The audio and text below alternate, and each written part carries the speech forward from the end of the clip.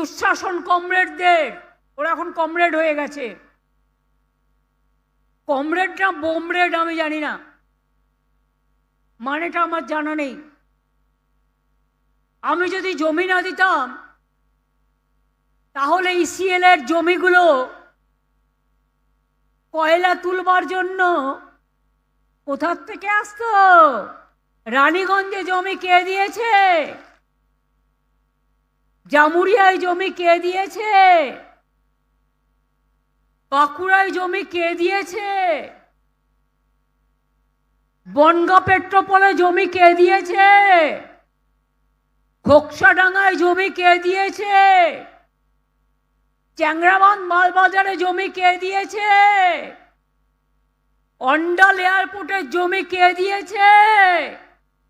পানাগড়ের জমি কে দিয়েছে? বড় বড় কথা।